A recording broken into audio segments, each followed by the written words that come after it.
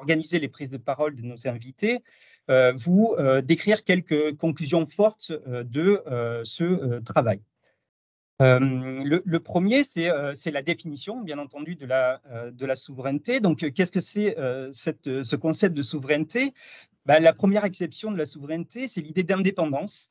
Être souverain, c'est être indépendant de toute forme d'influence, de contrôle ou de domination. Pour les nations comme pour les entreprises, en fait, l'indépendance, c'est synonyme d'autonomie, mais aussi de puissance, tant sur les marchés économiques que sur le terrain géopolitique. Cette définition, elle est un petit peu, elle contient un petit peu une vision très autarcique du concept de souveraineté et d'indépendance. C'est précisément en fait une rupture qu'on observe avec les entreprises. La définition de la souveraineté pour une entreprise serait pratiquement même à l'opposé. Pour les entreprises qu'on a, par exemple, avec qui on interagit régulièrement, l'innovation technologique, et en particulier l'innovation dans le numérique, elle ne peut pas s'envisager en toute indépendance. Elle s'inscrit au contraire dans un écosystème qui est extrêmement mondialisé, qui est systémique, que ce soit en matière de recherche et de développement, par exemple. Les centres de recherche sont internationaux, d'approvisionnement, on l'a vu avec la crise sur les puces, par exemple, d'industrialisation, même de financement. Les marchés des capitaux sont internationaux. Et donc, pour les entreprises, il est illusoire d'imaginer qu'une nation ou même qu'une entreprise puisse être indépendante en autarcie sur le plan numérique. Et un résultat fort de ces entretiens, c'est que la vision autarcique de la souveraineté technologique est un mythe. Aujourd'hui, les entreprises sont des assembleurs de technologies dont l'objectif principal est la performance. Et donc, les entreprises vont assembler des technologies et pour rester compétitives, elles assemblent les meilleures technologies, qu'elles soient fabriquées en France, en Europe, ou même dans des pays hors de l'Europe. Et cette interdépendance va se traduire par des rapports de force. Et ce rapport de force peut être positif lorsqu'une entreprise, par exemple française, commercialise une technologie à une entreprise non européenne, non française ou non européenne, mais elle peut être aussi négative. Le rapport de force peut être négatif. Et dans ce cas-là, la dépendance est subie, comme dans le cas, par exemple, du cloud qu'on cite assez régulièrement. Et cette dépendance peut être de plusieurs natures, par exemple opérationnelle. Quand un client est soumis à un fournisseur, par exemple, c'est le cas du mainframe d'IBM qui est très présent dans la plupart des banques françaises, mais ça peut être aussi économique. Par exemple, quand les géants de la tech verrouillent le marché en s'appropriant en fait la plupart ou une grande partie de la valeur ajoutée qui est créée par les entreprises, mais elle peut être aussi juridique. C'est une question qui revient régulièrement. Les lois extraterritoriales américaines ou chinoises, par exemple, les autorités américaines ont la capacité de soumettre des entreprises françaises à leurs lois en dehors de leurs frontières, et donc en France, pour capter leur savoir-faire. On travaille parfois des efforts de développement de concurrents d'entreprises américaines ou bien pour contrôler ou surveiller des sociétés étrangères. Donc voilà, quelques constats rapides. Et donc pour sortir de cette dépendance subie, il faut reconquérir en fait une maîtrise des technologies. Et donc plusieurs constats pour les entreprises sont réalisés. Le premier, en termes de technologie critique de la souveraineté, le matériel est fondamental. Donc ça, c'est par exemple très présent chez Thales, par exemple, qui, en complément de ce que pourra dire, par exemple, M. Sportis de l'INRIA, qui a accès une partie en fait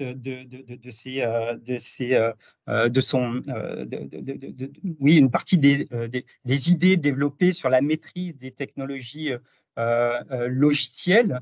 Dans les entreprises qu'on a interrogées, c'était souvent la question du matériel et du hardware qui ressortait, peut-être en rapport avec la crise des semi-conducteurs qui frappait alors en fait le monde, qui privait certaines entreprises françaises en fait de disposer de ces semi-conducteurs. Donc une première technologie, c'est le matériel et le hardware. La deuxième, c'était la cybersécurité des données et des systèmes. Donc ça, c'était quelque chose qui était très présent et peut-être sur lequel on reviendra au cours des entretiens, c'est l'idée dans un monde post-quantique, la fragilité des systèmes de sécurité, ou en tout cas l'usage également de l'IA à des fins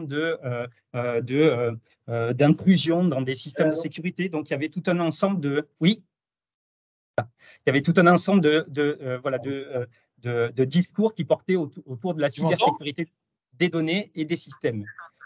Pardon,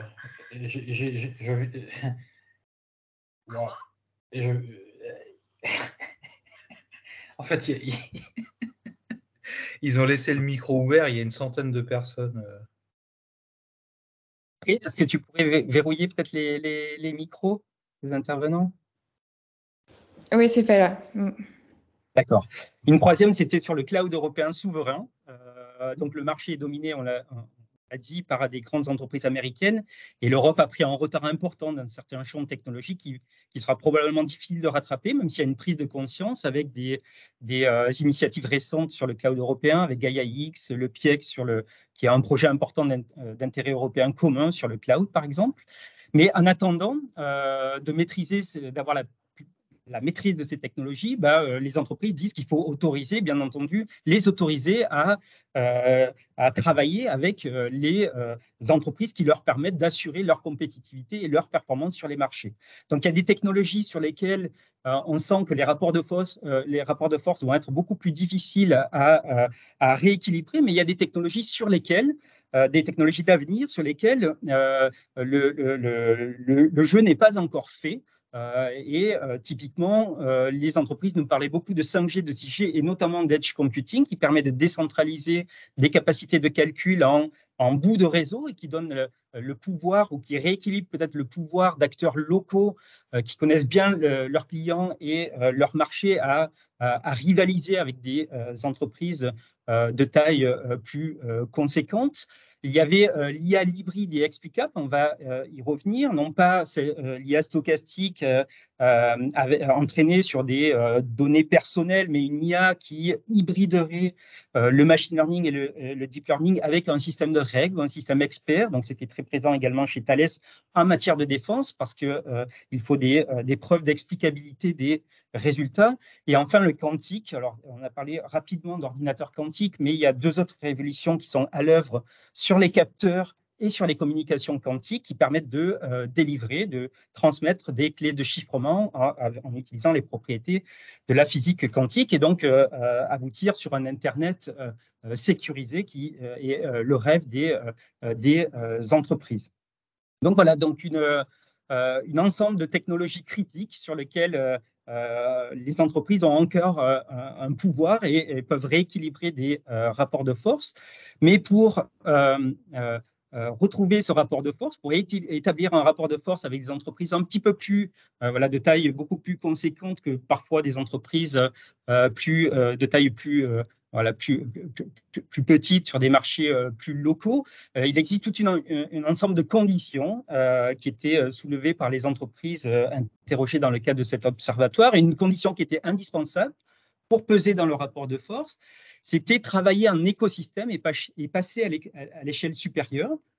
Donc, l'acquisition d'entreprises ou l'intégration verticale ou horizontale, soit de concurrents, soit de partenaires, est très coûteux financièrement. Et donc, il existe d'autres stratégies pour essayer de travailler avec des partenaires. Et donc, travailler en écosystème, dans des écosystèmes, c'était une des conditions indispensables au rééquilibrage des rapports de force.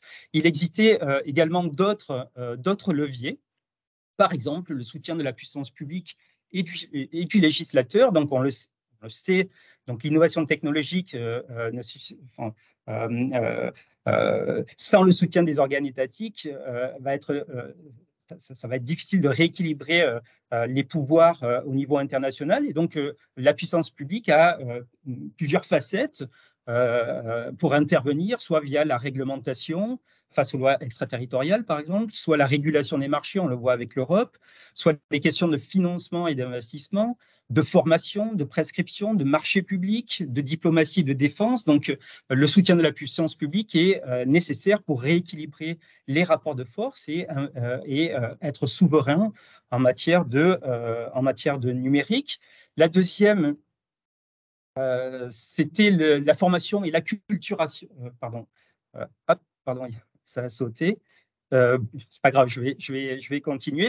L'acculturation, donc c'est bien entendu former, en fait, c'est la clé de voûte de la construction d'une souveraineté numérique. Donc, on est donc à Télécom Paris où on forme des ingénieurs du numérique. Donc, on sait qu'il existe un déficit de compétences qui s'est creusé au cours de la dernière décennie. Et donc, travailler les compétences d'avenir et l'employabilité des collaborateurs, c'est un axe de développement qui est très important pour regagner en souveraineté.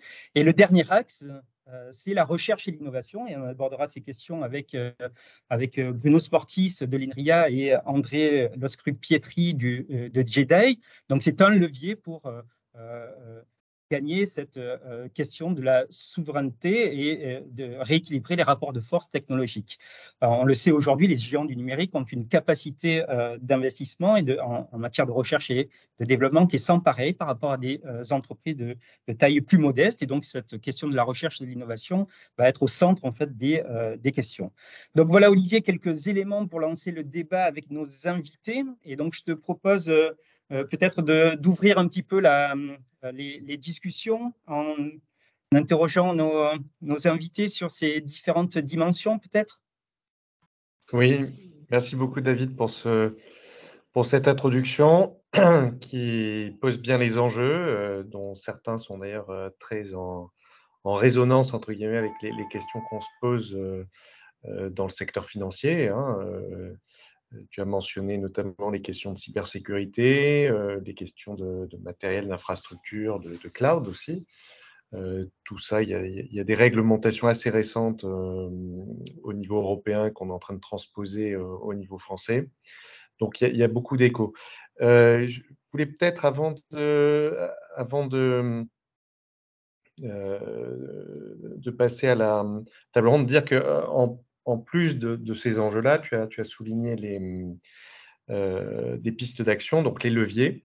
Donc, je voulais commencer avec le premier levier, celui des puissances publiques, en donnant la parole à Marc Révol pour qu'il nous en dise un petit peu plus sur notamment la stratégie nationale pour l'intelligence artificielle qui a été récemment annoncée, qui est soutenue par l'État et qui nous permet de voir en quoi elle est liée à cette question de souveraineté.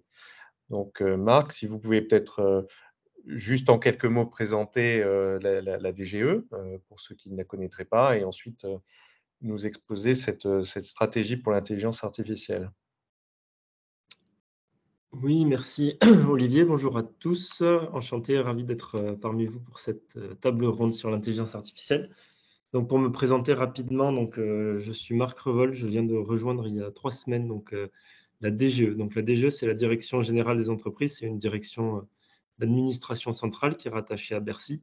Et donc, notre objectif, c'est d'élaborer des politiques publiques qui sont donc compatibles et favorables donc, avec la bonne santé économique de nos entreprises.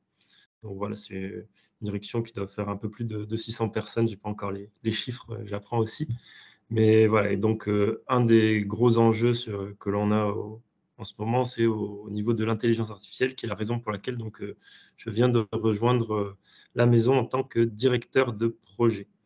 Voilà. Donc sur ce sujet de l'intelligence artificielle, il y a effectivement, comme vous l'avez souligné, une stratégie nationale qui a été mise en œuvre.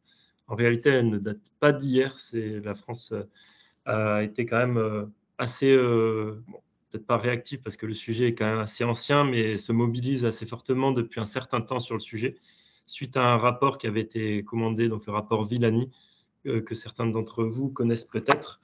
Il a été annoncé donc une première phase de cette stratégie nationale qui avait pour objectif de structurer tout d'abord l'écosystème de recherche nationale sur le sujet de l'IA.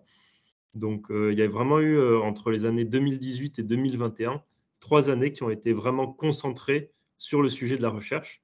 Donc, on pourra revenir un petit peu plus précisément dessus si ça vous intéresse, peut-être pour signaler 2 actions marquantes de cette première phase de la stratégie. On a tout d'abord 4 établissements qui s'appellent donc les établissements 3IA, les instituts 3IA, qui ont été créés. Donc, effectivement, si on a un représentant de l'INRIA pour en parler beaucoup mieux que moi, qui ont pour vocation d'être des instituts interdisciplinaires qui se spécialisent sur ces sujets d'intelligence artificielle. Donc, ça, on a créé ces centres d'excellence qui associent recherche, formation et relations également avec l'innovation et les entreprises. Un deuxième axe très concret, c'est, vous parliez de leviers d'investissement. On a également financé la création d'un supercalculateur, d'un calculateur qui s'appelle Jean-Z.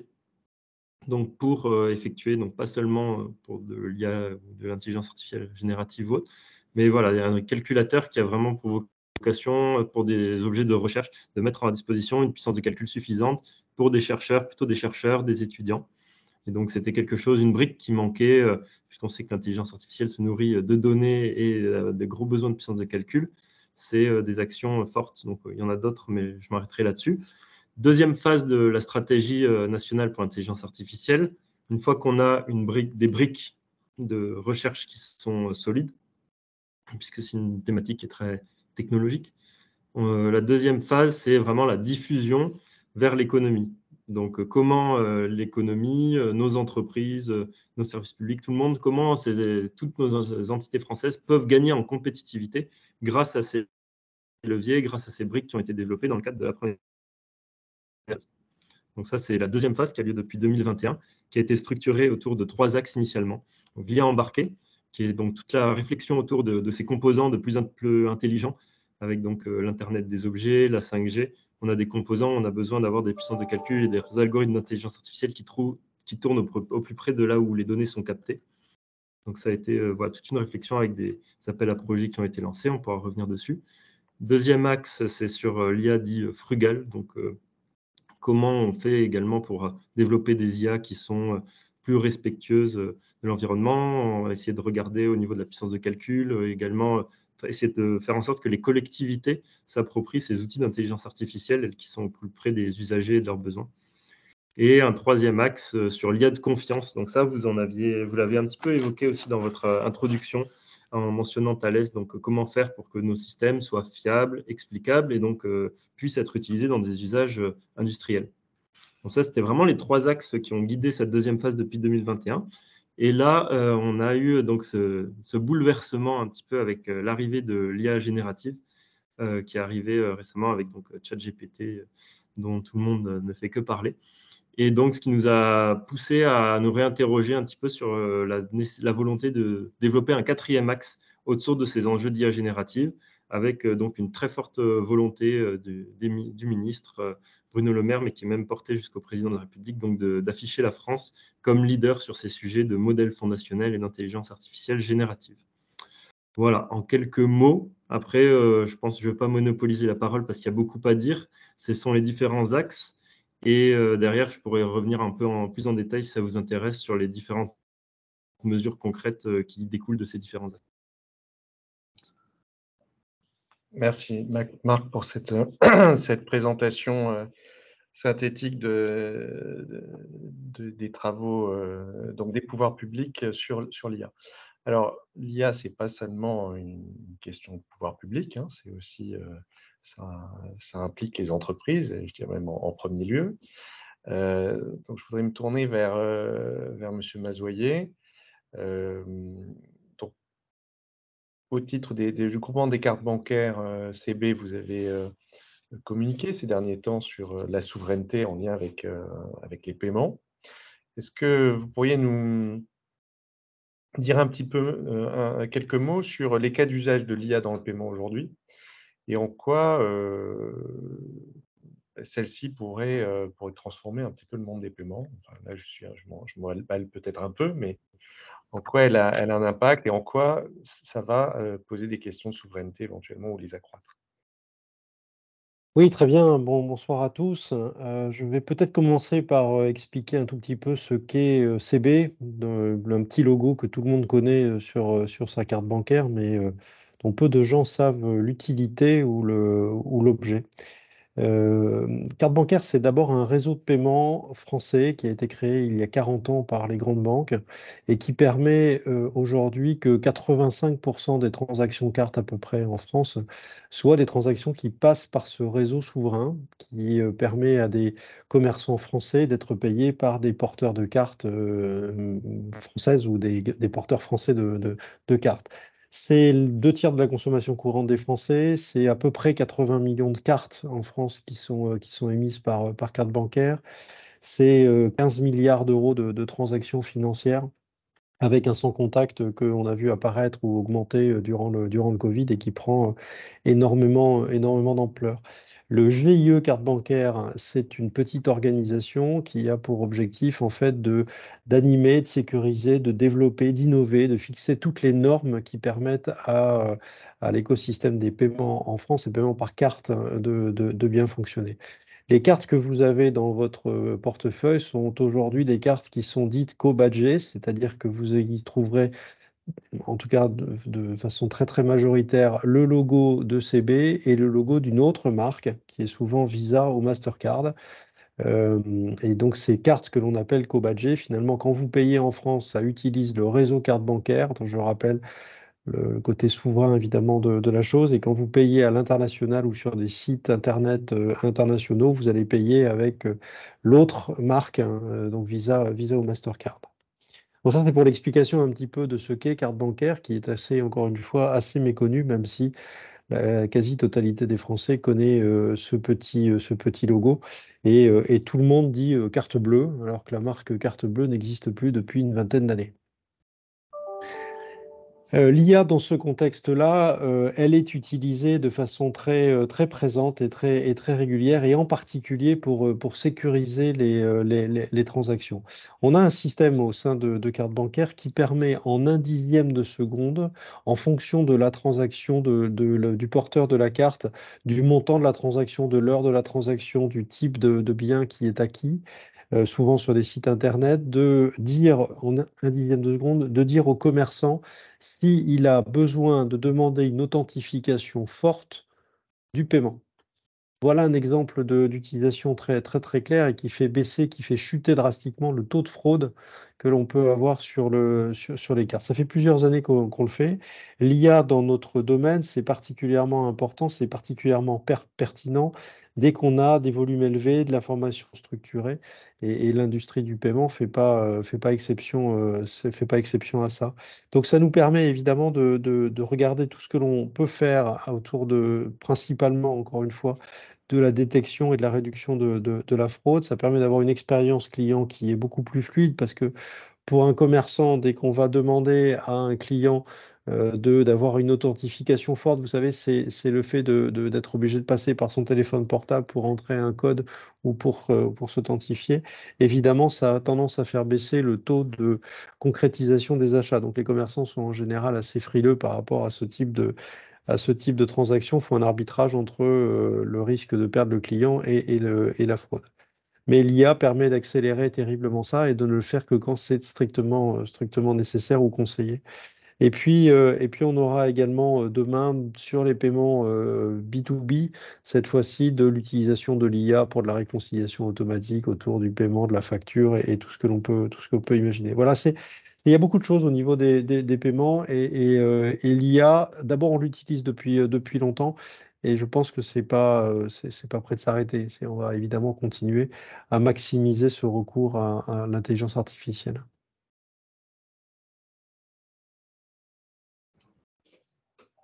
Merci. On verra d'ailleurs, oui, vous dites c'est pas prêt de s'arrêter probablement, et on verra peut-être tout à l'heure si l'IA générative change quelque chose en la matière. Je me tourne vers Bruno Sportis, donc, président directeur général de l'INRIA, que je ne vois pas sur le panneau, mais je pense que… Je suis là, bonjour. Parfait, bonjour. Donc vous êtes président d'un centre, d'un organisme de recherche très prestigieux. Vous allez nous en dire un petit mot sur les missions de l'INRIA. est-ce que vous pouvez nous dire de façon un peu plus détaillée quelles sont les forces de l'INRIA en matière d'intelligence artificielle, peut-être en rebond de ce que Marc Revol a dit sur les travaux des pouvoirs publics sur l'intelligence artificielle? Oui, bonjour à toutes et à tous. Donc, INRIA, c'est l'Institut national de recherche dans les sciences et technologies numériques. Il a été fondé à la fin des années 60 par le général de Gaulle. À une époque, on ne parlait pas de souveraineté technologique ou de souveraineté numérique, je pense, dans les termes qui sont posés aujourd'hui. Mais enfin, il a été créé dans cette optique, dans le cadre de ce qu'on appelait le plan calcul. En très rapide présentation, INRIA, c'est donc le seul organisme national de recherche en France qui est dédié au numérique, avec 9 centres de recherche qui sont dans les grands campus universitaires et qui rassemblent 4000 scientifiques, ingénieurs qui couvrent à travers des projets. La particularité d'INRIA, c'est de travailler autour de projets, ce qui est évidemment extrêmement on va dire approprié pour le monde numérique et bien couvre toutes les thématiques du numérique, des algorithmes, du logiciel, de la cybersécurité, l'intelligence artificielle, en passant par quelques grands applicatifs, au premier rang desquels la santé numérique. Évidemment que dans ce décor, alors il en sort de la recherche de très haut niveau, il en sort des technologies logicielles, je pense qu'on reviendra sur ce point, et il en sort des startups technologiques et puis des partenariats industriels et parfois de l'appui de manière, on va dire, croissante, de l'appui aux politiques publiques, par exemple, auprès d'un acteur comme la Direction générale des entreprises, INRIA étant sous la tutelle des ministères en charge de la recherche et de l'industrie. Alors évidemment qu'en 2023, l'intelligence artificielle est extrêmement présente dans nos thématiques de recherche. On peut considérer que sur les 220 projets d'INRIA, il y en a les 2/3 qui, de près ou de loin, on va dire, touchent à l'intelligence artificielle. Certains sont au cœur des fondements de l'intelligence artificielle et travaillent sur de nouvelles méthodes dans le champ de l'apprentissage, dans le champ du couplage entre, ça a été évoqué tout à l'heure, méthodes, on va dire, permettant d'expliquer, donc méthode hybride permettant d'associer par exemple des règles ou de l'apprentissage statistique, mais également travaille à l'utilisation de ces utilisations évidemment front de sciences et front de technologie de ces algorithmes d'intelligence artificielle dans quelques grands champs.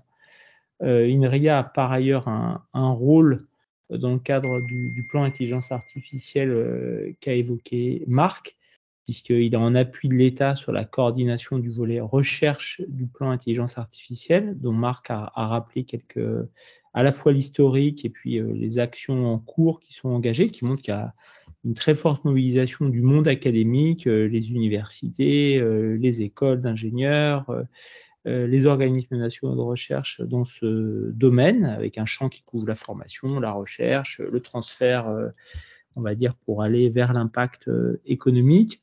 Et puis, dans le cadre de ce plan national pour l'intelligence artificielle, INRIA opère également des outils en appui de politiques publiques, comme par exemple un laboratoire pour le compte du ministère du Travail, le Laboria, pour comprendre l'impact et anticiper l'impact de l'arrivée massive de l'intelligence artificielle, des algorithmes, on va dire plus globalement, dans le monde du travail, ou encore des projets en appui du régulateur numérique, puisque c'est évidemment un sujet extrêmement important que la régulation des plateformes, la régulation demain de l'intelligence artificielle, et bien sûr qu'il y a de la recherche à faire, il y a des technologies à développer pour que la régulation sur l'IA ne soit pas juste une régulation de papier. Voilà. Et tout ça, on le fait évidemment au niveau national, mais aussi avec des partenariats internationaux et européens. Et moi, à titre personnel, je suis également membre du Conseil européen de l'innovation, qui est le bras armé de l'Union européenne pour, on va dire, sa politique d'innovation, avec un très fort volet dédié à l'intelligence artificielle. Voilà, très rapidement. Merci pour cette présentation. Je propose de passer à André Lecoupe-Pietri. Donc, on ne change pas tout à fait de sujet, puisqu'on reste en proximité avec le monde de la recherche. Alors, André, déjà, vous avez un fond d'écran tout tout à fait impressionnant. Donc, est-ce que vous pouvez nous dire un petit peu ce qu'est le Jedi ou le jeudi que vous présidez et comment l'IA impacte le fonctionnement des organismes de recherche? Est-ce que ça change la donne et comment vous voyez ce sujet-là de votre point de vue qui est un peu plus européen, si je comprends bien? Oui, bonjour à tous et merci Olivier et merci David pour l'invitation. Alors peut-être juste un mot sur effectivement ces Jedi. L'idée de Jedi est très simple, c'est un constat de lucidité, c'est-à-dire que c'est peut-être le seul mot que j'ai pas vu dans toute l'excellente présentation de David, c'est que si on veut véritablement avoir une stratégie ambitieuse, il faut aussi être lucide, c'est-à-dire qu'aujourd'hui, la France, l'Europe, malgré des talents exceptionnels, n'est pas du tout en pole position en termes de création de ces géants mondiaux qui est en train de révolutionner en fait la totalité des secteurs industriels et économiques. Et donc l'idée de Jedi, elle est simple, c'est de dire comment est-ce qu'on peut appuyer en complémentarité avec tout ce qui existe par ailleurs, les ONL, les organismes de recherche, les investisseurs, etc., les technologies qui vont être nos éléments de différenciation économiques, stratégiques, sociétaux de demain. Et on voit bien que la technologie, sans être techno-solutionniste, elle a une promesse qui est que les cartes peuvent être rebattues en permanence. On voit bien avec ça. On a parlé de ChatGPT à l'instant. Ça fait 10 ans que les Européens ont cette obsession de faire la peau à Google, si je peux me permettre cette expression. Ce n'était pas en faisant un Google frontal. On a bien vu qu'on a investi des centaines de millions d'euros dans ce domaine, ça n'a servi à rien. Par contre, en prenant le coup d'après, avec des prompts, avec l'IA générative, finalement, le cœur du métier de Google a été mis en danger et d'où leur réponse assez forte et on verra comment ça évolue. L'idée de Jedi, c'est la même chose, c'est en fait de changer la manière dont on soutient et on finance l'innovation de rupture. On considère aujourd'hui qu'on a bureaucratisé très fortement le monde de la recherche, à la fois au niveau national et au niveau européen. Et notre proposition, c'est d'essayer, en parallèle à ce qui se fait, de le faire de manière très différente, c'est-à-dire avec des objectifs très précis, en cassant les silos entre les startups, les grands groupes et le monde de la recherche, en n'ayant que l'excellence qui compte. En ce sens-là, on se rapproche beaucoup de ce que fait l'ERC, le Conseil européen de la recherche, mais en ayant aussi quelques objectifs, en priorisant, parce que tout n'est pas aussi important tout n'est pas aussi important. Il y a certains sujets qui, pour nos sociétés, pour nos économies, sont plus importants. Et enfin, dernière chose, on considère que le temps est tout aussi important que l'argent.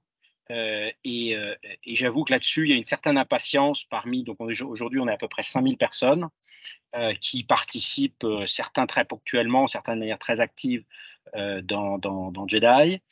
Jedi, initialement, était une proposition qui aurait dû être une initiative de l'Union européenne, mais je vais être très transparent, à la fois les ONR et les administrations européennes n'ont pas été forcément très favorables à changer le statu quo. Et donc aujourd'hui, on est organisé sous forme d'une organisation non gouvernementale qui finance des challenges à hauteur de 1, 2, 5 millions d'euros, un objectif très précis, et on essaye de faire à l'image, alors c'est très ambitieux ce qu'on avait fait dans les vaccins, c'est-à-dire de faire en 1 an ce qu'un programme de recherche classique va mettre 5 ans ou 10 ans à faire en s'inspirant d'un modèle américain qui a très bien fonctionné, qui est le modèle de la DARPA. Dans 3 domaines, le computing, donc qui couvre l'IA, la cyber et le quantique, les sciences de la vie et l'énergie. Quelques exemples, juste pour terminer sur cette petite intro. Aujourd'hui, on a un programme de recherche qui est ce qu'on peut détecter en moins de 15 minutes tout feu naissant sur le continent européen. Ça sera à la fois de l'IA, ça sera de la reconnaissance spatiale, ça sera prendre des capteurs. On essaye de développer des batteries avec des densités énergétiques 10 fois supérieures aux batteries d'aujourd'hui. On essaye de détecter des deepfakes. Donc je prends à dessein un autre exemple qui est lié à l'IA, parce qu'on est très inquiet que ce sujet des deepfakes n'est pas un sujet avec les présentes versions de l'IA, ou du moins ça ne touchait qu'une partie faible. Aujourd'hui, ça risque d'être exponentiel dans notre débat public. et dans les prochaines élections. Donc voilà ce qu'on essaye de faire. Et ça a créé un enthousiasme gigantesque auprès des meilleurs scientifiques, auprès des meilleures startups, auprès aussi beaucoup d'industriels, parce qu'il y a une espèce d'impatience de voir la France et l'Europe décrocher dans cette course aux technologies mondiales. Donc c'est un projet qui est extrêmement positif, financé à la fois un peu par de l'argent public et beaucoup par notamment des grandes fondations. Alors peut-être un mot sur votre question spécifique quand même. Je pense qu'en fait, on n'a pas encore complètement tiré les conséquences de ce que l'IA va changer, notamment dans la science. La science, c'est quoi? Enfin, pour être très, très réducteur, c'est à la fois émettre des hypothèses et les valider de manière expérimentale et avoir une certaine forme de répétabilité. L'IA va radicalement changer, peut radicalement changer la manière déjà dont on émet des hypothèses. Donc, le fait d'avoir la possibilité de traiter de très grands volumes de données, de pouvoir lier des choses dans la littérature qu'on n'aurait jamais reliées ensemble. Et à nouveau, je prends l'exemple du vaccin où on a bien vu qu'il fallait que les vraies ruptures sont à l'intersection entre plusieurs disciplines. Ça va révolutionner la pose d'hypothèse qui est quand même la base de la découverte scientifique. Et la deuxième chose, c'est ensuite l'expérimentation. Je donne l'exemple qui est en train de se passer en ce moment dans le domaine de la santé, où Google, avec DeepMind notamment, en ayant solutionné le problème très difficile du pliage de protéines, permet aujourd'hui de tester des médicaments des centaines, enfin des ordres de grandeur, des milliers d'ordres de grandeur plus rapidement que tout ce qu'on a pu tester par ailleurs. Il restera toujours l'expérimentation in vitro à faire, bien entendu, mais on va pouvoir tester. La même chose est en train de se passer dans le domaine des batteries, où c'est un cocktail en fait entre anode, cathode, électrolyte, etc. Donc là aussi, on va pouvoir tester beaucoup de choses et de manière beaucoup plus rapide. Je donne un troisième exemple où on voit que l'IA devient cette technologie fondationnelle dans la science, dans le domaine de la fusion nucléaire, où en fait la modélisation du plasma, de cette quatrième état de la matière, est en train d'être rendue possible par des utilisations d'intelligence artificielle qui sont vraiment bien adaptées à ces mouvements de cet état de la matière. Donc là aussi, on va pouvoir accélérer. Je pense que c'est vraiment une conséquence à tirer pour tous les organismes de recherche, tous ceux qui font de la science, d'utiliser cet outil. Ça ne va pas remplacer, mais ça va permettre au contraire à nos scientifiques de se concentrer encore plus et de pouvoir peut-être démultiplier leurs efforts de manière beaucoup plus rapide que ce qu'on fait aujourd'hui. Merci André pour ces perspectives très intéressantes sur les changements que pourrait introduire l'IA.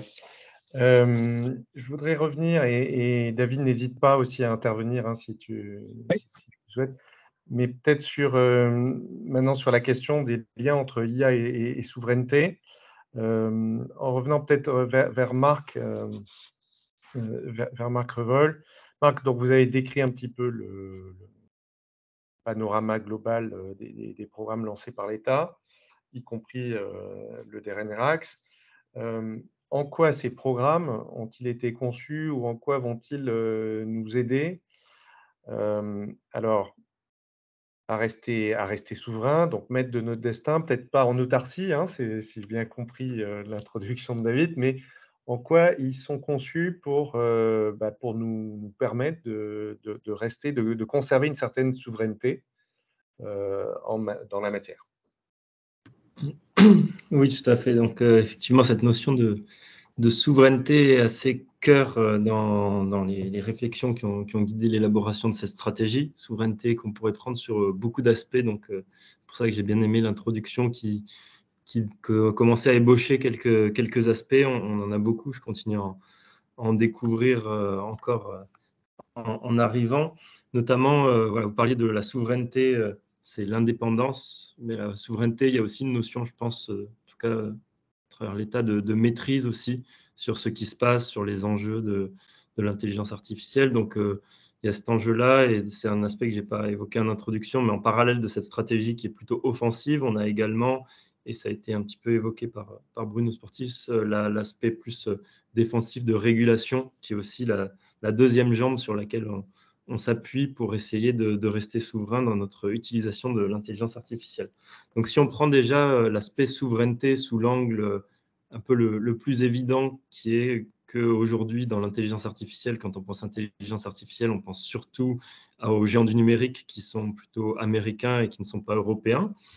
Effectivement, comme l'a dit André, l'objectif, ce n'est pas de recréer un Google, il faut qu'on trouve des briques sur lesquelles on peut avoir, une carte à jouer, sur laquelle, voilà, en mettant des investissements massifs, on peut arriver à se positionner également en leader. C'est un peu c'est vraiment ce qui a poussé cette volonté de s'orienter fortement vers ce quatrième axe de l'IA générative. Donc, je vais vous parler un peu plus spécifiquement de l'IA générative. On peut revenir sur les autres axes si ça vous intéresse. Sur l'IA générative, donc, il y a énormément de notions de souveraineté qui y sont attachées. Une, par exemple, qui m'a beaucoup intéressé en arrivant, que je n'avais pas forcément en tête, c'est tout ce qui est autour de la protection de nos modèles culturels français et européens. Puisqu'effectivement, quand on prend un modèle comme ChatGPT, c'est un modèle qui est entraîné sur le web, donc sur énormément de données, et qui sont plutôt des données anglophones ou issues du monde anglo-saxon. Et donc, le fait d'entraîner sur ces données-là et de ne pas avoir d'équivalent français, par exemple, on a déjà une perte en termes d'efficacité pour un public français qui va plutôt s'adresser à un logiciel en français. Mais on a également des réponses qui, puisqu'elles sont extraites, qu'elles proviennent avec des calculs entre-temps, mais de ce jeu de données qui est à la base biaisé vers une culture anglo-saxonne, on perd cet aspect dans des réponses qui vont être considérées comme une sorte de vérité. On perd voilà, une certaine un peu culturelle française et européenne qui nous tient à cœur. Et donc ça, c'est aussi une des raisons qui nous ont poussé à nous investir fortement sur le sujet de l'IA générative. Donc ensuite, concrètement, sur les mesures qu'on prend, la question qu'on s'est posée, c'est voilà, quels sont les ingrédients dont on aurait besoin pour pouvoir avoir nos propres champions dans le domaine de l'IA générative. Alors, l'un des premiers aspects, comme sur tous les sujets de l'intelligence artificielle, ce sont les données. Donc ça, c'est un travail qui avait déjà été mené dans le cadre des phases précédentes de la stratégie nationale, avec du travail autour de bases de données communes à l'échelle française, à l'échelle européenne. Vous verrez que toutes les actions que l'on porte au niveau français trouvent leur pendant aussi au niveau européen. Donc, il y a aussi des questions un peu d'interaction sur qu'est-ce qu'on cherche à préserver à l'échelle nationale ou européenne. Donc, à ce propos, sur les bases de données, je tiens à signaler l'ouverture d'un appel à projet qui est sorti il y a très peu de temps avec un webinaire qui a eu lieu aujourd'hui même sur les communs numériques pour l'IA générative. Et donc, un des objectifs, c'est justement de mettre en commun des briques technologiques, dont par exemple des bases de données, entre plusieurs acteurs de manière complètement open source ou avec une partie propriétaire, mais vraiment de mettre en commun pour essayer de consolider ces briques de bases de données plutôt francophones, par exemple, qui est quelque chose qui nous manque aujourd'hui. Donc, sur les données, on a ce travail-là, on a d'autres travaux au niveau européen. Ensuite, une deuxième brique qui est essentielle, c'est la brique calcul. Donc ça a été aussi évoqué. Donc, les algorithmes consomment énormément d'énergie et nécessitent des grosses puissances de calcul. Donc là-dessus, on peut toujours revenir dans la chaîne de valeur également de l'infrastructure sur lequel on a évoqué le fait que nous n'avions pas de cloud souverain. On a également peut-être une faiblesse au niveau des composants avec un monopole qui se fait de plus en plus présent de NVIDIA au sujet des puces, sur lequel qui est intéressant à adresser aussi. Et donc la question, c'est un petit peu quelle est la bonne brique sur laquelle nous avons envie de nous placer. Et sur ça, on a déjà commencé à investir donc sur le supercalculateur Jean-Zé, comme je l'évoquais. Donc, le président Emmanuel Macron a annoncé l'été dernier donc à Vivatech la volonté de renforcer ce supercalculateur. Donc, on va remettre de l'argent public pour essayer de rajouter de la puissance de calcul de manière à pouvoir entraîner des gigamodèles d'intelligence artificielle générative. Et également, en parallèle de ça, l'État français va contribuer donc partie prenante au projet européen de développement d'une nouvelle génération de supercalculateurs de type Exascale, on appelle ça, qui s'appelle Jules Verne. Donc voilà, encore une fois, une action plutôt française et européenne pour essayer de mettre à disposition de notre écosystème les capacités de calcul nécessaires et souveraines au développement de modèles. Ensuite, on a un troisième axe, ce sont les talents. Donc, on en a beaucoup discuté déjà. Je ne l'ai pas évoqué le montant au début. On a 1,5 milliard sur la stratégie nationale sur l'intelligence artificielle. Sur ce 1,5 milliard, on a la moitié qui sont consacrés justement à la formation des talents, la recherche aussi qui rentre un petit peu dedans avec cette l'écosystème dont je vais parler, les IA clusters qui ont été également annoncés lors de Vivatech. Où le président a annoncé du coup que 5 à 10 centres d'excellence en intelligence artificielle. Donc l'idée, c'est vraiment avec beaucoup d'argent, en concentrant des moyens importants de l'ordre de 500 millions d'euros, réussir à faire émerger 5 à 10 centres d'excellence vraiment à l'échelle internationale. Donc là, une composante à la fois recherche, formation et, comme le disait Bruno Sportis, également une diffusion vers des usages économiques par la suite. On a également l'appel à projet AMI, l'appel à manifestation d'intérêt compétences et métiers d'avenir, qui vise à former en intelligence artificielle à la fois des formations, donc la formation initiale, la formation continue, donc les gens qui sont déjà en activité, à la fois pour des métiers, disons, purement d'intelligence artificielle, mais aussi pour préparer des doubles métiers, donc par exemple, intelligence artificielle et manufacturing, intelligence artificielle et finance, puisque c'est un petit peu le thème. Voilà, donc toute cette formation-là, ça va permettre l'émergence de talents qu'il va falloir retenir par une excellence du coup dans nos entreprises, ce qui m'amène au dernier point, c'est-à-dire l'écosystème. Et donc, sans énumérer encore une fois toutes les dispositifs qui sont mis en œuvre dans le cadre de cette stratégie, la volonté, c'est vraiment de créer un écosystème d'entreprises robustes en intelligence artificielle qui soit attractif, qui permette de retenir les talents que l'on a formés et qui puissent bénéficier de ces données et de cette puissance de calcul que nous finançons d'autre part pour rentrer en concurrence avec ces géants américains. Et enfin, je terminerai avec une petite touche de nuance sur les géants américains, puisque effectivement, c'est toujours une discussion compliquée, puisque à la fois, on n'a pas envie d'être complètement dépendant, et d'un autre côté, il faut reconnaître aussi parfois que ces entreprises qui ont beaucoup investi dans des centres de recherche et développement en France ont, par exemple, si on parle du cadre de la recherche, contribué à former des ingénieurs dans le cadre de thèses chiffres notamment. Et notamment, si on prend l'exemple le plus connu en IA générative qui est Mistral, on a donc les 3 cofondateurs, 2 qui proviennent de Meta et d'autres derniers de chez DeepMind, donc Google. Donc c'est toujours cet équilibre qu'il faut trouver où effectivement, je vous rejoins, il ne faut pas complètement se fermer aux entreprises américaines, mais en même temps, il faut vraiment prendre au sérieux cette volonté d'indépendance stratégique sur ces sujets très technologiques et importants pour notre sécurité. Merci beaucoup Marc. Je vais poser, je me permets alors Olivier de poursuivre. Je voudrais poser 3 questions parce que à la fois Monsieur Mazoyer, à la fois Monsieur Sportis et Monsieur Loscrup-Pietri, vous avez défendu des positions qui étaient très intéressantes chacun dans votre domaine sur la souveraineté numérique et l'intelligence artificielle. Et donc Monsieur Mazoyer, tout d'abord, on a bien compris en fait que l'IA était au cœur en fait de la lutte contre la fraude dans le cadre des paiements par carte, notamment sur le scoring en temps réel. Donc, voilà, tout le moteur est en partie basé sur l'apprentissage statistique. Vous avez défendu des positions qui étaient, auxquelles je suis très sensible sur la souveraineté des paiements. Vous avez beaucoup communiqué ces dernières semaines sur ce sujet. Est-ce que vous pourriez nous dire en quoi la maîtrise des paiements par carte, ce fameux logo CB là, c'est essentiel pour préserver notre souveraineté numérique européenne et un petit peu généraliser cette question-là dans le cadre des systèmes de paiement globaux et notamment peut-être de la concurrence avec des grands systèmes de paiement internationaux de type Visa et Mastercard, par exemple.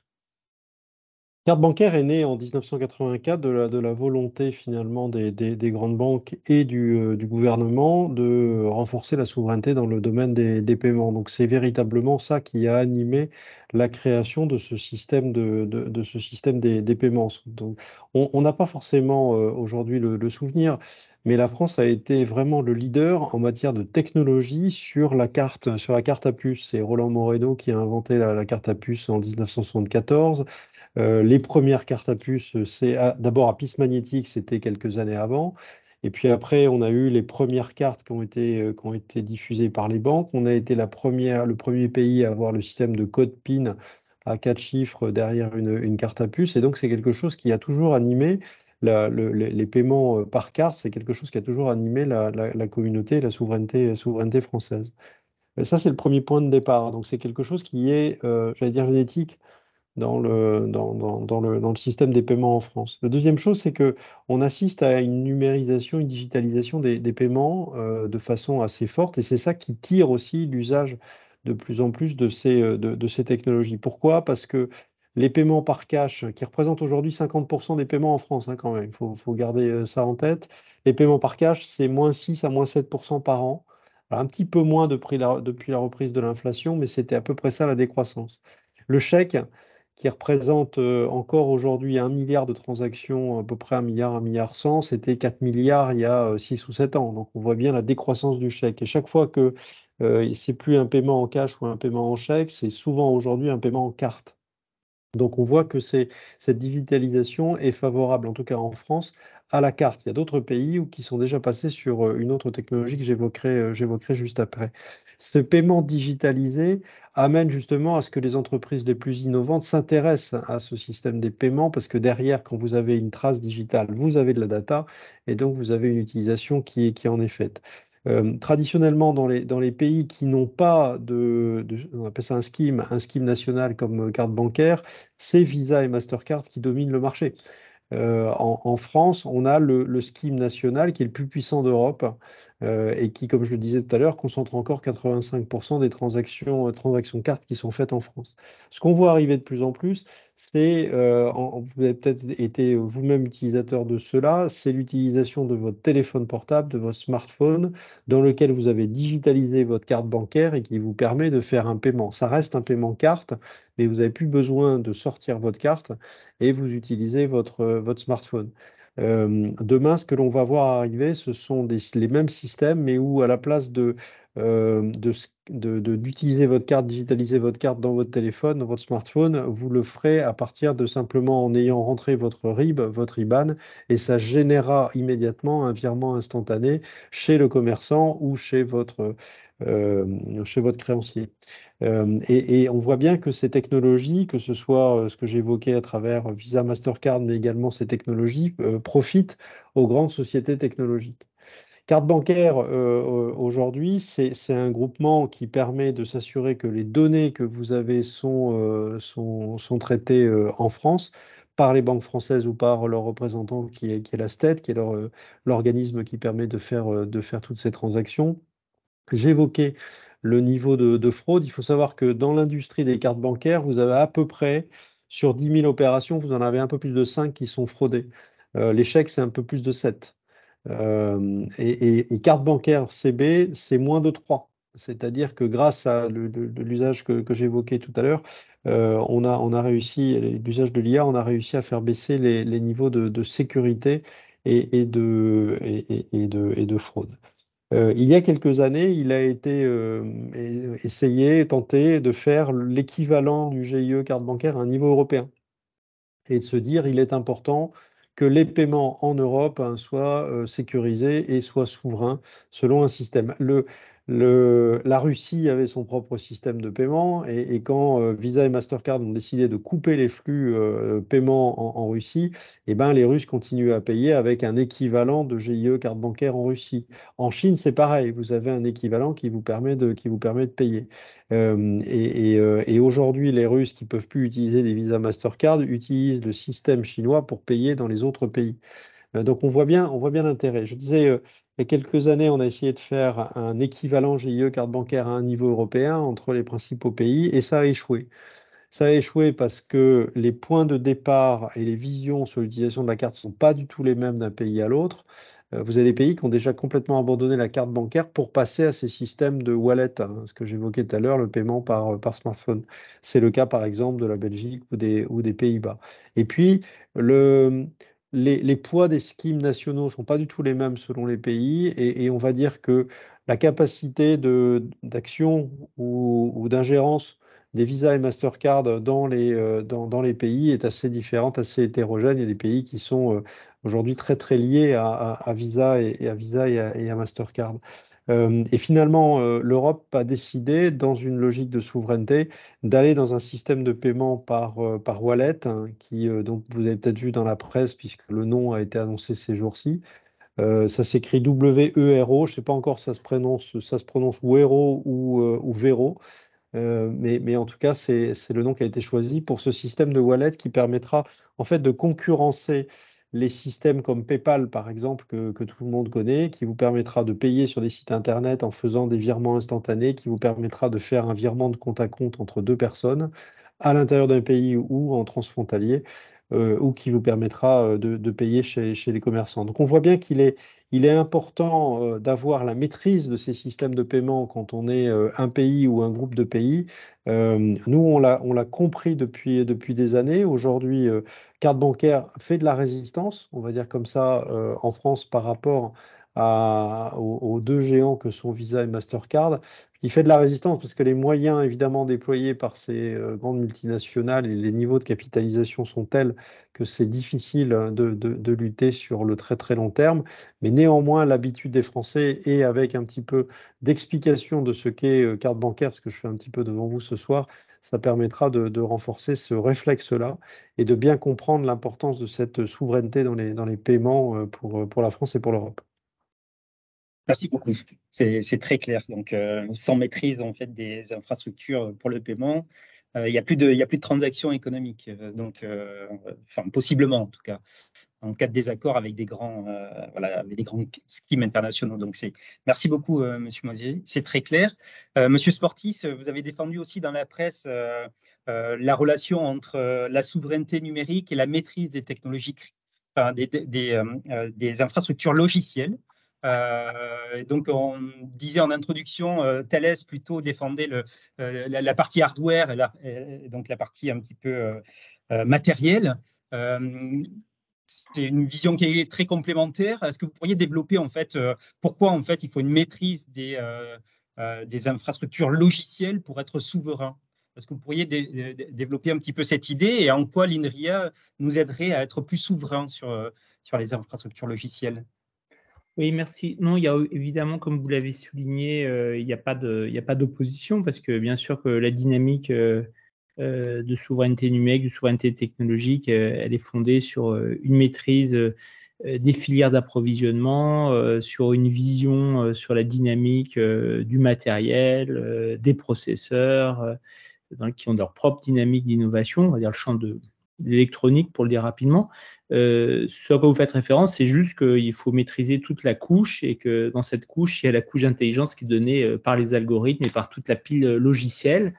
Et c'est toujours un peu plus difficile à faire comprendre, notamment auprès de décideurs, parce qu'on peut montrer du matériel, on peut montrer des salles blanches qui permettent de réaliser, par exemple, des processeurs, qui jouent évidemment un rôle majeur. Hein. Les questions les enjeux autour du calcul et de l'accès au calcul ont été mentionnés tout à l'heure. C'est plus difficile d'arriver à rendre concret ce qu'est une infrastructure logicielle, par exemple un système d'exploitation. Je ne sais pas exactement qui est dans l'audience du webinaire, mais je pense que tout le monde ou beaucoup de gens savent que ces matériels ils sont rendus intelligents par des systèmes d'exploitation qui ne sont pas les mêmes sur un smartphone, sur un objet connecté, pour une infrastructure de réalité virtuelle, pour un ensemble de serveurs. Il y a des systèmes d'exploitation dédiés à chacun de ces infrastructures. C'est dur à faire visualiser. Donc l'enjeu, c'est qu'il faut maîtriser ces systèmes, par exemple, d'exploitation, ces logiciels d'infrastructure, mais ils ne sont pas les seuls. Qui maîtrisent les langages, maîtrisent le développement d'un écosystème numérique et donc d'un écosystème d'application et donc la chaîne de valeur. Les grands acteurs de la tech qui investissent massivement dans des suites logicielles qui regroupent les langages et dans lesquels ils peuvent nicher. Je ne vais pas faire de placement publicitaire, certainement pas dans ma bouche, mais les spécialistes reconnaîtront, qui permettent aussi de nicher des préférences par rapport à leur propre technologie. Donc les langages, c'est un autre exemple d'infrastructure en plus des systèmes d'exploitation et je pourrais en citer plein d'autres. Pourquoi c'est important, mon avis, de le poser sur la table, c'est que c'est plus difficile à visualiser, c'est tout autant contraignant en termes de capacité ou pas à avoir des souverainetés technologiques, parce que derrière ces infrastructures logicielles qui sont souvent en open source, ce n'est pas la règle, c'est pas 100% des cas, mais c'est souvent en open source. Eh bien, il y a des dynamiques de constitution d'écosystèmes de talents, de développeurs, de startups qui sont constitués par les grands acteurs de la tech, en clair, asiatiques et nord-américains autour de ces infrastructures logicielles. Et derrière, ce sont des outils de leur mainmise, de leur verrouillage éventuellement, de l'offre technologiques dans le numérique et puis du développement de services dans le numérique. Et c'est ça sur lesquels il faut qu'on soit capable, on va dire, d'avoir des alternatives en Europe, parce que ça ne se joue évidemment pas qu'au niveau français. Tout à l'heure était évoqué, on n'est pas si loin que ça de l'IA, mais c'est pas les mêmes échelles de temps, était évoqué l'ordinateur quantique. Un des enjeux va être, pour autant que l'ordinateur, qu'on arrive à stabiliser, on va dire, des ordinateurs quantiques, ça va être de développer une pile logicielle pour programmer ces ordinateurs quantiques, pour être capable de construire des algorithmes qui ont on va dire des cas business d'utilisation. Ce sont des écosystèmes logiciels à construire, et si on ne les développe pas, il y aura, on va dire, aucune souveraineté technologique sur l'ordinateur quantique, combien même on disposerait de la machine. Et pour faire ça, mais le mot a été utilisé à plusieurs reprises, la réponse, ce sont des dynamiques d'écosystème. Alors c'est un petit peu, on va dire, un mot utilisé à tort et à travers éventuellement maintenant depuis 15 ans, mais des dynamiques d'écosystème, c'est de l'alignement entre les acteurs publics et privés, c'est un système de capital risque qui est capable de soutenir le risque technologique. Ça veut dire qu'il y a des équipes de gestion à même d'évaluer les projets technologiques qui sont capables d'apporter des ruptures. Et évidemment que la donne n'est pas la même suivant la maturité de l'écosystème. C'est un État ou des États, en tout cas une puissance publique au niveau national et au niveau européen, qui a les outils, on va dire, pour développer cet écosystème qui sont adaptés au numérique. Et quand on parle d'infrastructure logicielle, ça veut dire qu'à mon avis, tout en reconnaissant que ce sont des dynamiques largement entrepreneuriales, largement bottom-up, il faut avoir des logiques de planification technologique et identifier quelles sont les grandes briques technologiques logicielles sans lesquelles on n'aura pas de souveraineté technologique. Et ça ne se fait pas par des appels à projets tous les 3 ans, ça se fait par une planification technologique, ça veut dire une capacité au sein de l'État et de l'Union européenne d'avoir une vision technologique de long terme. Ça fait beaucoup d'enjeux devant nous sans élaborer. C'est très clair. Et merci beaucoup, Monsieur Sportis. André Le Script-Pietri. Donc, alors on a vu l'aspect un petit peu infrastructure, on a vu l'aspect infrastructure matérielle avec le scheme CB, on a vu l'infrastructure logicielle avec l'INRIA, et je sais que vous êtes sensible aussi à la question des données et à la question du chiffrement et du chiffrement homomorphique plus précisément. Donc, on va peut-être pas rentrer dans le détail de la technologie, mais pour faire simple, il y aurait comme une espèce d'arbitrage impossible à faire entre sécurité des données d'un côté et utilisation des données de l'autre. Et sans ce chiffrement, en fait, on ne pourrait pas rester souverain en fait sur la maîtrise et l'usage des données. Est-ce que vous pouvez développer un petit peu juste ce point en quelques minutes? Oui, mais avec plaisir pour faire un peu d'algèbre booléenne.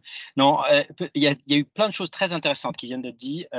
Juste pour rebondir et faire le lien avec la crypto homomorphique, au risque de déplaire, je pense qu'en fait le mot souveraineté devrait de plus en plus remplacer, alors pardonnez-moi, c'est un anglicisme, mais par le mot leadership. Très franchement, je pense qu'on voit bien qu'on est dans un monde de réelle politique. La réalité s'impose à nous. L'Ukraine s'impose à nous, ce qui se passe en Afrique s'impose à nous, les GAFAM s'imposent à nous. Donc, essayer de construire des murailles, ce qui est je sais bien que ce n'est pas du tout dans l'esprit de ceux qui sont autour de la table, mais pour défendre des situations acquises me semble être de l'effort un petit peu en pure perte. La vraie question, c'est comment est-ce qu'on reprend l'avantage ? Et donc, on arrive à un deuxième point qui est l'aspect priorisation. Et j'entendais Bruno dire une vraie vision. Je pense que là, on est vraiment dans le rôle de l'État. Le rôle de l'État, c'est de donner un cap et de mettre des priorités. Et je sais que je vais un peu choquer, mais l'idée, c'est quand même d'avoir un débat. Quand les programmes européens investissent dans 40 000 projets, c'est n'avoir aucune priorité. Quels sont, et même, et je pense que ce que disait Marc Révol est très juste, le sujet de l'IA générative, c'est quoi les quelques sujets qui vont nous permettre, par rapport à l'avance qu'a déjà pris OpenAI et qui est en train de prendre Google, Microsoft et tous les autres, qu'est-ce qui va nous permettre de repasser devant ? Il y a le sujet du hardware, et je pense que ce sujet des accélérateurs IA, juste se dire on va acheter plus de A100 donc la dernière puce de NVIDIA. Moi, j'ai eu la chance la semaine dernière d'échanger avec Jensen Huang, qui est le patron de NVIDIA. Il nous a dit à demi-mot, et c'est public de toute façon, qu'en gros, il est de plus en plus en train de développer lui-même ses offres de services. Donc, je ne suis pas sûr qu'un jour, il n'y aura pas le moment où NVIDIA se dit, bah, attendez, non, je vais louer mes puces, je ne vais plus les vendre. Je ne sais pas ce qui va se passer, mais c'est tout à fait possible. Donc, est-ce qu'aujourd'hui, on est au bout du processus du hardware? Pas du tout. Les GPU ont été développés pour du calcul matriciel, pour du traitement d'images, de vidéos, pour les jeux vidéo. Peut-être que demain, l'IA générative, c'est l'utilisation du langage, de la prédiction que quel sera le prochain mot. Tout est langage aujourd'hui. Notre langage, bien sûr, le français, l'anglais, etc. Mais le langage biologique en est un, le langage mathématique en est un autre. Donc, est-ce que c'est pour des nouveaux accélérateurs, comme on appelle ces nouvelles puces? Est-ce que ça sera des LPU, des Language Processing Unit? Est-ce que c'est dans cette direction? Deuxième chose, et là je rebondis aussi sur ce que disait Bruno, on a beaucoup de mal à faire comprendre ça, parce que regardez ce qui s'est passé, il y a eu une introduction en bourse de ARM. ARM n'a pas d'usine. ARM dessine des semi-conducteurs, mais probablement a beaucoup plus de valeur que certains des fonderies qu'on a en Europe. Est-ce qu'on met nos efforts là-dessus? Donc l'aspect choix et ce qui veut dire renforcement de la capacité technologique au sein de la puissance publique ou des organismes de recherche me semble absolument essentiel. Le troisième point, c'est l'aspect algorithme. Alors, je vais faire un petit plongeon sur l'homomorphique qui me semble intéressant parce que, en gros, pour nous, c'est une théorie puisque ça n'est pas mis en œuvre. Ça permet en gros de travailler sur des jeux ultra simplifiés, de travailler sur des grands jeux de données sans les déchiffrer eux-mêmes, c'est-à-dire de pouvoir travailler sur la métastructure d'une base de données en faisant by design, pardonnez-moi pour l'anglicisme à nouveau, une impossibilité de revenir à la donnée individuelle. Imaginez ce que ça pourrait permettre. Ça permettrait de mettre en commun à la fois des bases de données hétérogènes, de mettre en commun des bases de données sans l'inquiétude légitime qu'on a, on l'a bien vu pendant la période du Covid, de croiser des bases de données, par exemple de santé, mais imaginez les bases de données si demain Waze, Madame Hidalgo, la direction du transport pouvaient mettre en commun leurs données sur par exemple les transports parisiens, imaginez la puissance. On n'a pas envie d'être traqué individuellement, mais donc ça me semble être une des priorités qu'il faut mettre en œuvre. Alors aujourd'hui, le problème, c'est qu'on n'a pas encore trouvé des algorithmes qui permettent de traiter ça de manière très rapide, donc ça prend beaucoup de temps. Il y a une latence absolument gigantesque parce qu'on travaille sur des jeux de données immenses, mais ça aurait tous ces impacts à la fois sur les sujets sensibles, défense, sur les sujets de santé, sur tout ce qui en fait touche à la vie privée. Et là, on revient au sujet que je pense que les technologies qu'on développe en France et en Europe doivent être des technologies qui mettent en avant nos forces. Aujourd'hui, nous avons une obsession légitime sur la vie privée en Europe. C'est une force. Aujourd'hui, on n'a que réussi à en faire une réglementation. Demandez-vous combien de fois vous avez cliqué sur « j'accepte les cookies » depuis ce matin à 8 h du matin. Je pense pas mal de fois. La vraie solution, ça serait de dire est-ce qu'on peut développer des solutions technologiques qui permettent de travailler sur des grands jeux de données, de mettre ensemble tout en préservant, ça serait un vrai avantage compétitif et nous permettrait de passer devant et si possible également d'arriver à cette notion d'IA frugale dont parlait Marc. Donc voilà, ça c'est un sujet parmi la dizaine de sujets sur lesquels on travaille dans le domaine de l'IA, sur lesquels je voulais faire un focus. Merci beaucoup. Du coup, on va sauter un petit peu dans la progression des idées qu'on voulait développer parce qu'on arrive pratiquement en fin de ce séminaire. Donc on va peut-être passer à la partie du futur, ce qui reste encore sur l'IA générative. On a commencé à l'évoquer un petit peu, mais peut-être que voilà une question à vous quatre, peut-être Monsieur Revol. Donc on l'a vu il y a quelques jours, c'est tout récent. La première ministre s'est engagée un petit peu dans la création de ce comité de l'intelligence artificielle générative. Là. On sait que donc il va y avoir un soutien de la puissance publique. En quoi ce soutien est important, comment il va se manifester peut-être, et est-ce que la régulation, notamment l'IA Act par exemple, n'est pas déjà dépassée par rapport à ces innovations technologiques? On voulait avoir un petit peu votre réaction par rapport à ces ambitions affichées par le gouvernement. Parfait, merci beaucoup. Je note 2 questions du coup. D'abord sur le comité stratégique IA. Donc effectivement, c'était donc le 19, donc la semaine dernière, mardi dernier. La Première ministre a annoncé la tenue du coup d'un comité sur l'IA générative. Donc c'est vraiment focalisé sur le sujet de l'IA générative. Partant voilà, du constat qu'il y a un choix stratégique qui a été fait de la France que de vouloir s'imposer comme un leader dans le domaine, et en même temps sur un domaine qui est extrêmement dynamique, qui évolue très vite, et sur lequel on le voit rapidement, en fait, même quand on prend les spécialistes du sujet du deep learning, l'opinion est très divisée sur quels impacts cette IA générative va pouvoir avoir tant sur l'économie, le travail, l'éthique, sur tous les sujets. Et donc, l'objectif, c'est, afin de pouvoir se donner les moyens d'afficher une stratégie claire et aussi connectée avec le besoin des écosystèmes, des acteurs, l'objectif, ça a été de réunir donc, une quinzaine d'experts.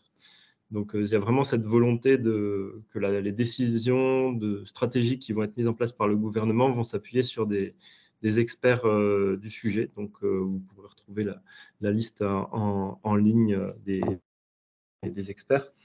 Et dans l'objectif, en fait, de proposer à horizon 6 mois des pistes de politique publique concrètes d'investissement, de choix, justement, puisqu'on parlait d'avoir une vision, de faire des choix. C'est tout l'objectif, de co-travailler, donc à la fois ces groupes d'experts-là et nous également, bien sûr, au niveau du gouvernement, pour pouvoir proposer des pistes concrètes. Alors, il y a 4 axes qui ont été particulièrement mis en avant, qui peuvent vous donner un petit peu l'ampleur du sujet, puisque l'idée, c'est vraiment de traiter de manière le plus large possible cette IA générative.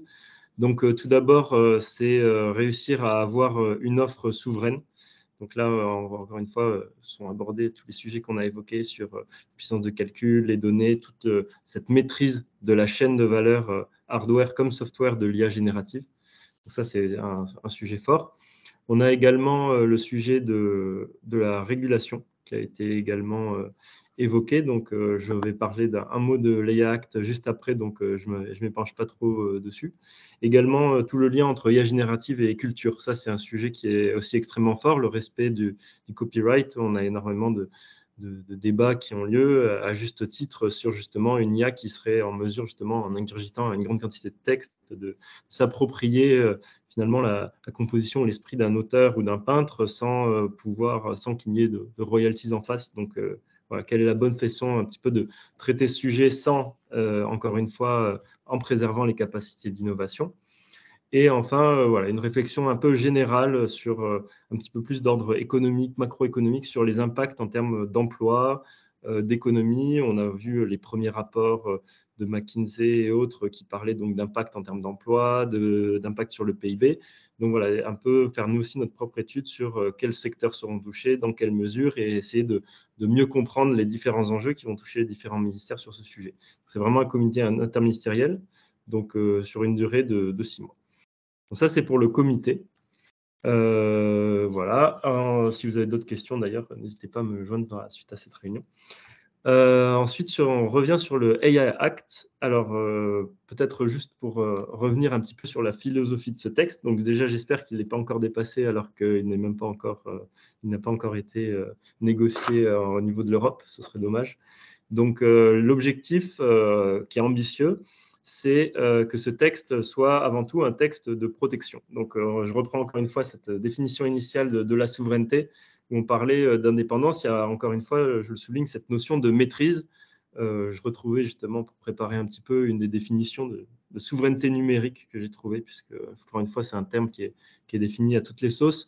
Et je voyais que ça avait été défini dans un rapport comme la capacité de l'État à agir dans le cyberespace. Donc, il y a vraiment une notion un petit peu de... C'est pas seulement donc leadership, je suis entièrement d'accord, et c'est d'ailleurs, ça prend beaucoup de place dans la discussion stratégique qu'on essaie d'avoir, mais il y a aussi cette question de à quel point on arrive à comprendre ce qui se passe, à garder une maîtrise finalement sur tout ce qui est généré par l'intelligence artificielle générative. On parle de désinformation, de copyright, etc. Donc, il y a vraiment cette notion un petit peu de garder le contrôle donc, dans cet espace où l'intelligence artificielle serait capable donc, de prendre le dessus et de générer de plus en plus de contenu. Donc, le premier but, c'est vraiment la protection par rapport à ça. Alors ensuite, au niveau de la position française, on est très attaché à quelques grands principes qui dictent nos conduites de négociation donc, au sein de ma direction. Donc, tout d'abord, c'est d'avoir un règlement qui soit orienté non pas sur la technologie en elle-même, et ce qui va répondre un petit peu à votre question de l'obsolescence. On ne cherche pas à réguler une technologie, mais bien des usages. Et on va réguler ces usages, plus un usage va être dit risqué, donc la notion de risque étant elle-même à définir et à négocier, plus cet usage sera risqué, plus le système d'intelligence artificielle devra être régulé, c'est-à-dire devra répondre à des contraintes de transparence, des contraintes peut-être parfois d'impact de risque ou autre. Donc c'est vraiment cette approche par le risque qui est technologiquement neutre, c'est-à-dire que nous, on est vraiment opposé à réguler l'IA générative en tant que telle. C'est d'ailleurs pour ça qu'il y a un comité qui est dédié, qui est de répondre à en quoi l'IA générative, les spécificités de l'IA générative peuvent s'adapter aux différents règlements européens actuels. Mais on ne cherche pas à réguler l'IA générative parce que, encore une fois, le texte a été créé, la première version avant ChatGPT. Et donc, si elle avait été signée en l'état, on n'aurait pas vu l'IA générative. Si on signe le texte aujourd'hui, demain, on ne verra pas la nouvelle vague d'intelligence artificielle. Donc, il y a vraiment cette volonté d'être, comme ils disent, future-proof. Donc, vraiment de pouvoir résister à l'épreuve du temps et des évolutions technologiques et vraiment de se concentrer sur notre vocation première, qui est de préserver, la France, l'Europe, de certains risques, de certaines dérives qui sont réelles, qui peuvent être liées à l'intelligence artificielle. Donc, est-ce que le RIA permet une notion de souveraineté dans ce sens? Oui, dans ce sens un petit peu de protection, de maîtrise. Et peut-être un deuxième aspect qui est important, puisqu'on parlait de leadership, on a vraiment cette volonté que ce texte reste pro-innovation, pro-entreprise, dans la mesure où on cherche à faire en sorte qu'il ne soit pas anti-souverain. Notamment, donc les discussions, c'est entre les États membres, le Parlement, la Commission. Et on a vraiment cette volonté de faire attention à ce qu'il n'y ait pas une lourdeur administrative qui viendrait peser justement sur nos entreprises lorsqu'elles commencent à chercher à développer des systèmes d'intelligence artificielle, certains développements étant très proches plutôt de la recherche. Et tant que ces systèmes ne sont pas affectés à des usages, il n'y a pas réellement de risque. Et par contre, il peut y avoir de gros freins, puisque ce ne sont pas des petites équipes d'ingénieurs qui vont pouvoir générer une étude d'impact. Et donc, un des points sur lesquels on est extrêmement vigilant à ce titre-là, c'est de faire attention que cette lourdeur ne soit pas trop importante, parce qu'en cas de lourdeur, on risquerait d'avoir l'effet inverse, c'est-à-dire qu'on risquerait de créer des barrières à l'entrée avec nos petits acteurs, nos startups qui essayent de se positionner sur le domaine, qui ne sont pas en mesure de s'aligner avec les contraintes de AI Act, alors que de l'autre côté, on aurait des géants américains qui sont staffés donc en équipe juridique et qui connaissent bien tout ça, qui seraient en mesure de le faire et qui resteraient seuls sur le marché. Donc voilà, quelques liens entre AI Act et souveraineté. Merci beaucoup, c'est très clair. Monsieur Mazoyer, comment le leader des paiements par carte en Europe se saisit de cette question de l'IA générative? Est-ce que c'est une question sensible dans le domaine des paiements? Est-ce que vous voyez des opportunités pour développer le groupement des cartes bancaires, au contraire des risques dont il faudrait se soucier et anticiper un petit peu? Alors, il y a deux niveaux de réponse. Il y a la réponse au niveau du groupement des cartes bancaires et il y a la réponse au niveau de ses actionnaires, que sont les grandes banques françaises. Je le disais tout à l'heure, on utilise beaucoup l'IA aujourd'hui pour tout ce qui est détection de la fraude. Depuis 2019, on a nos propres équipes de data scientists capables de faire ça et de traiter avec des succès, puisque, sans rentrer dans le détail, mais on a fait vraiment chuter le taux de fraude depuis qu'on utilise ces systèmes-là. Donc, il faut aujourd'hui passer à une autre étape. J'étais avec des grands commerçants ce matin et leur sujet maintenant, c'est pas... Bien sûr, ils ont compris que les paiements par carte bancaire au sens CB, au sens vraiment GIE, sont à la fois moins fraudés et beaucoup moins chers. Et ils nous le disent, attention, si votre part de marché par rapport au Visa et Mastercard baisse, ça veut dire que ça va renchérir le coût des paiements en France et on sera obligé d'en tenir compte dans nos prix. Donc, ce qui est évidemment embêtant en période d'inflation. Donc, nous, on a véritablement envie de maintenir ce sujet. Mais ce qui intéresse de plus en plus, au-delà de la fraude et du prix, ce que j'évoquais, ce qui intéresse les grands commerçants, c'est l'utilisation de la data. Leur sujet, c'est pas de capter un paiement. Leur sujet, c'est d'augmenter leur chiffre d'affaires, que ce soit en proximité ou que ce soit sur le e-commerce. Et pour augmenter leur chiffre d'affaires, ils ont besoin d'avoir des process qui sont hyper fluides, frictionless, comme on dit chez nous dans le domaine des paiements, mais également qui soit où on puisse utiliser au maximum la data. Et c'est là où un usage fort de l'IA et de l'IA générative va nous permettre d'aller beaucoup plus loin dans l'utilisation à la fois de la data paiement, mais également des libellés qui sont derrière, de savoir un petit peu qui consomme quoi, quand, auprès de qui, pardon. C'est un sujet à la fois pour le GIE carte bancaire, mais également pour les banques. Et les grandes banques, dans un premier temps, toutes les grandes banques, je crois beaucoup de grandes entreprises, ont réagi par rapport à l'arrivée de ChatGPT en disant « Oh là là, il y a beaucoup de risques ». Des risques d'hallucination, des risques, on a évoqué, de droits d'auteur, de divulgation de données personnelles, d'utilisation du cloud public américain. Je ne vous fais pas la liste, mais le résultat, c'est que les grandes banques, comme toutes les grandes entreprises, ont d'abord coupé les accès en se focalisant sur les risques que ça représentait. On est passé aujourd'hui dans une autre étape qui est de dire, bon, ça va peut-être pas pour l'instant révolutionner le monde, mais quels sont les cas d'usage que l'on pourrait avoir? Et on voit apparaître ce type de comités qui ont été évoqués tout à l'heure par Marc à un niveau étatique, mais on le voit apparaître dans les entreprises en disant mettons toutes les personnes autour de la table en se disant qu'est-ce que ça peut créer ce truc-là, que ce soit des juristes, des gens des RH, des gens évidemment des métiers, des informaticiens, pour se dire comment est-ce qu'on réagit et comment on se saisit de cette balle. Donc c'est à la fois les cas d'usage, mais pas que. C'est les impacts que ça peut avoir sur les grandes organisations. Le GIE carte bancaire ne fait pas exception à ça, mais aujourd'hui, la réflexion, évidemment, compte tenu de notre taille très très modeste, hein, elle est tirée par nos principaux actionnaire. Merci beaucoup, c'est très clair. Du coup, je vais laisser la conclusion à M. Sportis et à M. Loscrupietri. L'IA générative à l'INRIA, ça évoque quoi en lien peut-être aussi avec pour le ramener à notre thématique de la souveraineté, quel est le rôle de l'INRIA là-dedans peut-être? David? Oui. David, si tu permets, parce qu'effectivement on arrive à la fin, je me permets aussi de reposer aussi une question par rapport à ce qui nous a été dit, notamment à Bruno Sportis.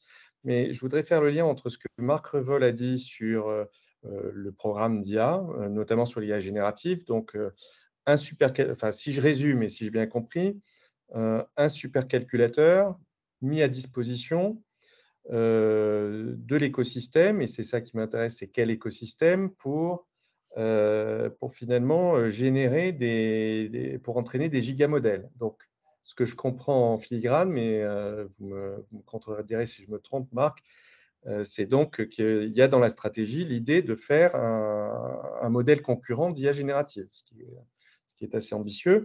Et de la même façon, Bruno Sportis, vous avez dit attention au piège de l'open source et de la création d'écosystèmes captifs par les grands. Donc, ma question s'adresse un petit peu aux deux, mais peut-être en commençant par Bruno Sportis, c'est est-ce qu'il faut se méfier de l'open source, premièrement, et deuxièmement, est-ce que donc il faut qu'on crée un modèle d'IA générative souverain? Et si oui, qu'est-ce que ça veut dire? Et est-ce que ça veut dire, est-ce qu'il est open source? Et s'il est open source, est-ce que les pouvoirs publics sont en capacité de faire un écosystème, entre guillemets, de maîtriser le devenir d'un écosystème, ou est-ce que, dans tous les cas, on risque de glisser vers des écosystèmes captifs parce qu'il y aura des acteurs qui seront plus rapides à capter ce modèle open source et en faire un écosystème à leur bénéfice? Très rapidement, puisqu'on s'approche de la fin. Donc, l'open source, c'est très bien. C'est une dynamique qui est très importante pour le numérique. J'ai juste dit que parfois, il y a des approches qui ne relèvent pas de l'open source. Par exemple, dans l'intelligence artificielle, INRIA est depuis, on va dire, plus d'une dizaine d'années au cœur d'un consortium qui porte le développement de Scikit-learn, qui est une boîte à outils de sciences des données qui est utilisée par des millions de développeurs au niveau international, qui est systématiquement classée dans on va dire, dans le top 5 des technologies aux côtés des boîtes à outils des grands acteurs de la tech qu'on connaît. C'est de l'open source, et pour aller jusqu'au bout, il faut aussi avoir des dynamiques entrepreneuriales, des entreprises qui accompagnent le développement d'une technologie de ce type, qui est à cœur français et européen, et on a des initiatives en cours sur ce sujet. Pour finir sur l'IA générative par rapport à votre question, Tout a été dit sur l'IA générative. Moi, j'ai juste 3 remarques. Tout ne se limite pas à l'IA générative en 2023. Il faut qu'on quand même qu'on prenne garde au fait que dans le numérique, il y a tout un panel de technologies et qu'il faut être capable de maîtriser. André a parlé de chiffrement homomorphique tout à l'heure. Hein, c'est d'ailleurs un des grandes forces des équipes, on va dire, de crypto d'INRIA que ce domaine. En France et en Europe, on a souvent une vision extrêmement silotée technologiquement du numérique parce qu'il faut bien faire des appels à projets. Et la vérité, c'est que les acteurs de la tech, eux, ils ont une vision intégrée et une feuille de route unique sur le numérique. Donc ça, c'est la première remarque. L'IA générative, c'est un élément parmi d'autres. Deuxième point, il ne faut pas survendre. Et il y a beaucoup de travail devant nous. L'IA de confiance, ça fait 10 ans qu'on en parle, 5 ans de manière plus forte. La vérité, c'est que moi, je considère qu'il y a des dizaines d'années de recherche, de scientifiques et d'ingénieurs pour qu'on maîtrise ce qu'est vraiment une IA de confiance complètement utilisable dans notre société et dans nos entreprises.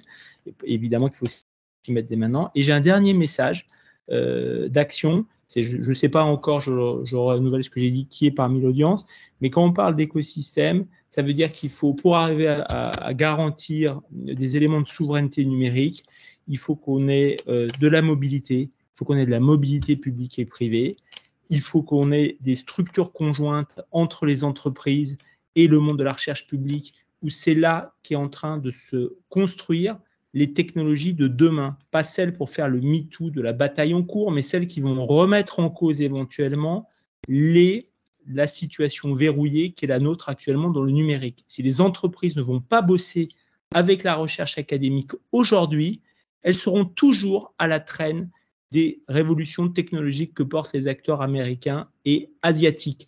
Et ça veut dire qu'il faut prendre le risque d'aller bosser avec la recherche publique française et européenne. Il faut prendre le risque d'aller voir qu'est-ce qui se passe en termes de création d'entreprises issues de la recherche publique. Évidemment que c'est du risque, évidemment que c'est une politique dans la durée, de suivre ces entreprises qui portent des technologies qui sortent des murs des laboratoires. Mais c'est que comme ça qu'on arrivera à construire un agenda de souveraineté numérique. Et l'État, dont je fais partie, quoi qu'il fasse, ne peut que organiser le terrain de jeu, comme l'a expliqué Marc. Au bout du bout, c'est des comportements d'acteurs économiques et des comportements d'acteurs publics comme ceux de la recherche publique qui nous permettront de construire ensemble la souveraineté numérique. Voilà ce que je voulais dire. Et peut-être puisque j'ai été interpellé, ça tombe très bien pour rebondir. Effectivement, l'État n'est pas là pour accompagner un acteur ou pour développer son propre modèle. Enfin, juste pour clarifier, on ne va pas construire avec ce calculateur Bercy GPT ou je ne sais quoi. L'idée, c'est vraiment d'aller, encore une fois, dans cette logique d'écosystème. On a des acteurs, notamment des startups, qui ont affiché comme ambition le fait de vouloir prendre des parts de marché, être leader sur ces modèles de fondation et ces modèles d'IA générative. Donc, on pense à Mistral, mais on a aussi Lighton, Dust, Photoroom. Enfin, on a toute une panel d'acteurs qui ont éprouvé cette ambition. Et donc, c'est le rôle de l'État de mettre en œuvre tout ce qui est possible pour leur donner une chance, du coup, de rentrer dans cette compétition où, effectivement, il y a déjà une marge qui est assez haute et des besoins assez forts. D'où cette disposition de calcul. Et ensuite, sur ce sujet-là de l'entraînement, d'ailleurs, si on rentre tout petit peu dans le détail, c'est vrai qu'il y a la partie entraînement du modèle initial, mais il y a aussi toute une logique de spécialisation des modèles ensuite à partir de données. Là, par exemple, on aurait pu parler un petit peu de finance, on a parlé un petit peu de carte bleue, etc. Il y a toute une logique pour adapter ces modèles qui finalement juste savent parler à des cas d'usage spécifiques. Et ça, on n'en est vraiment qu'au début. Et il y a énormément de parts de marché à prendre et c'est un secteur qui est vraiment émergent. Et un dernier mot sur l'open source. C'est vrai que c'est un sujet qui divise un petit peu. L'open source, du point de vue de la puissance étatique, en tout cas, a un intérêt. Effectivement, le fait d'avoir, même si les modèles sont ouverts, et donc on pourrait se dire qu'on livre un peu des secrets technologiques qui ont pu être financés avec des sous français, le fait que ce soit des acteurs français, on a parlé de la défense de la francophonie, des valeurs européennes, mais également du fait de pouvoir capter et préserver des talents sur le sol français qui vont travailler peut-être aujourd'hui sur l'IA générative, demain sur d'autres sujets d'intelligence artificielle ou de numérique, puisque c'est des mondes qui se parlent quand même beaucoup, ou comme vient de dire Bruno Sportis, sur certains secteurs industriels, puisque ça se diffuse partout. Et donc, c'est vraiment ces ambitions-là qui nous motivent donc, dans ces choix de financement qui n'en sont qu'au début.